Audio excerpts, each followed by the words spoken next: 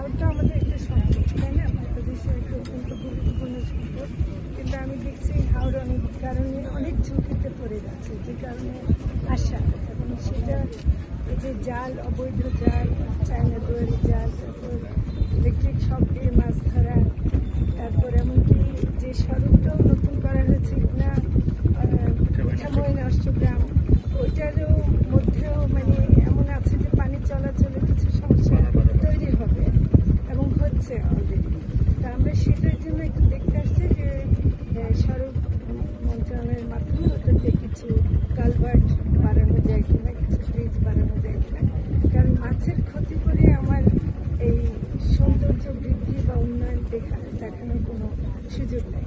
তো সেজন্য আমরা আসছি এবং আমরা আজকে দেখলাম।